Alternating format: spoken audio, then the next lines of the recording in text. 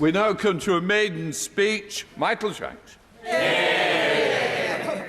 Thank you, Mr Speaker, and can I start by thanking you and all the staff of the House for the very warm welcome I've received, for all the help as I'm so obviously lost around this building. I'm glad I chose a very quiet political day to give my maiden speech. But it is a pleasure to speak in this King's Speech debate, and in a debate focused on improving our justice system. There's much we can do to talk more, not just about being tough on crime, but to understand the root causes and to tackle the underlying issues, not least the poverty of opportunity that leads so many into criminal activity. I spent several years before I qualified as a teacher working with young people involved in gangs and offending. They weren't bad people, they weren't born bad. They were people often without hope that their lives could be anything more than what they currently experienced. And when you lose hope, when your aspirations are limited by your experience, when you're unemployed or when you're excluded from school, it's any wonder that a gang starts to seem like a reasonable option. I'm glad that the police in England are learning from wonderful projects which my honourable friend, the member for Glasgow Central, has already mentioned in Scotland, like the Violence Reduction Unit, which I did a lot of work with. And the key to preventative projects like these is to continue investing, not to cut and run when crime stats go down. Prevention absolutely works, but for it to work, you have to keep on preventing. Mr Speaker, it's an absolute honour to stand here as the Member of Parliament for Rutherglen and Hamilton West.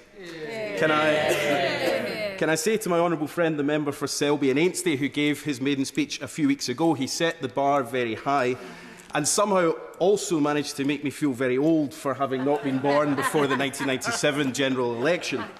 Although I should say I'm not too old, I was still aged in single digits when Tony Blair became the Prime Minister, something I think I share with the member for Mid-Bedfordshire, who gave another outstanding maiden speech yesterday. Similarly new to this place, I'd welcome the member for Tamworth to my own benches. It's getting to the point, Mr Speaker, where we'll have a maiden speech every week. Perhaps a general election won't be necessary after all for Labour to form the next government. It's customary in a maiden speech to praise my predecessor, and I hope the House will permit me to praise predecessors. The cause of the by-election will not have eluded many members here, but I met countless people across the constituency who praised Margaret Ferrier's attention on matters of casework and local issues, and credit is due to her for that. Towards the end of her time in this place, she also started to give the honourable member for Strangford, who's not in his place for a change, a run for his money in her participation in debates, and I hope that I can match at least some of her parliamentary energy. I also want to pay tribute to my predecessors, Jed Killen and Tom Greatrix, and of course to Lord McAvoy for their dedication to the constituency over many years. Rutherglen and Hamilton West is a constituency steeped in industrial and political history.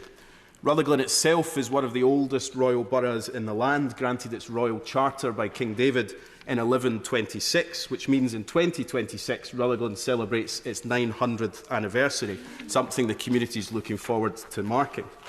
Blantyre was the home of David Livingstone, and the museum that stands where he grew up is not just a thriving monument to his life, but a reflection on his complex past as both an abolitionist and a fervent supporter of colonialism. And across the constituency, a legacy of coal mining, iron and steel making, such as the Clydebridge Steelworks in Cambuslang, which stands as a sad reminder of the industrial decline of communities like mine across the west of Scotland. And for a Labour MP, the roots of our founder, Keir Hardie, are in Lanarkshire, and it was in Rutherglen, then called Mid-Lanarkshire, in 1888, just a short century before I was born, that he first stood for election. For honourable members in the SNP, this area is also home of one of their most famous by-elections in 1967, the election of Winnie Ewing, who we sadly lost just a few months ago. And this seat also holds electoral history for another reason, and I thank the House of Commons Library for double-checking this. Until my by-election result, the last time Labour has ever taken a seat in a Scottish by-election was in 1964, in, of course, Rutherglen. Then the seat was taken from the Tories. This time around, it was the deposit that was taken from the Tories and not returned. I want to thank everyone who supported the by-election and all our volunteers, a campaign I'm proud to say that, unlike some other parties in this place, didn't rely on zero-hour contract leafleters to deliver our election material. But, Mr Speaker, enough of history. Rutherglen and Hamilton West Past is not all it can be proud of. It's a patchwork of vibrant communities, from Burnhill and Rutherglen in the west, on the border with Glasgow, to Fernhill and Whitlaburn in the south, stretching through Burnside, Cambuslang, Newton, Halfway, Blantyre and the western edges of Hamilton, who sadly are leaving the constituency in boundary changes. Some members may know of my somewhat irrational running challenge during lockdown, where I set out to run every single street in Glasgow, achieving it some 2 years and 2,300 kilometres later.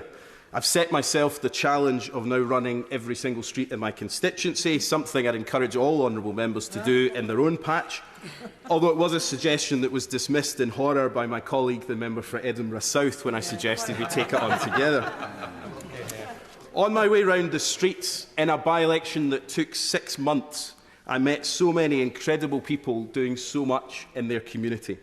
It's a constituency with a fantastic sense of pride, from the various gardening groups that brighten up the streets to the charities and organisations like LEAP or Healthy and Happy or the Fernhill Bingo or bowling clubs, or even Mo's famous shop in Blantyre, which operates more as a community centre than a shop.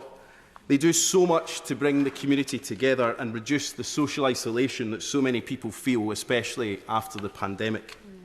It's a community full of hard-working, decent people who aren't ever shy in telling you what they think, as any journalist that was camped out in the main streets of my constituency will recall during the recall petition and the by-election. They want the absolute best for their community and their family. But they're also rightly angry, politically scunnered at being let down time and time again by governments distracted and divided at the very moment they need them most. Devolution promised us the chance to make decisions unique to Scotland in Scotland, but so often of late it's become a place not of the high ideals of public policy, but of manufactured grievance and division. Donald Dewar spoke of the Scottish Parliament as a means to revitalise our place in this, our United Kingdom. It feels to most Scots today that neither SNP nor Conservative is revitalising anything, and our slow, much too slow march towards social justice continues to elude far too many. My first contribution in this House was to ask the Secretary of State for Work and Pensions to make work capability reflect the complexity of people with neurological conditions. It's a clause close to my heart, as is disability more generally. For far too many people, their potential is still limited by factors that are out with their control. Systems that we put in place so often hold people back. Complexity in the benefit system forces people into poverty and destitution. A fundamental lack of compassion and understanding stalls people's ambitions right at the moment it should be unlocking them. Another Lanarkshire Labour MP and a political hero of mine, John Smith, put it well in 1993. A choice between Labour's opportunity society, which invests, which educates, which cares, and the sad reality of neglect, division and rising crime that is Tory Britain today. A choice between Labour's commitment to democratic renewal, to rights, to citizenship, and John Major's centralised, secretive and shabby government. Fast forward 30 years and he could be talking about where we are today. A government that's incapable of delivering the change my constituents need.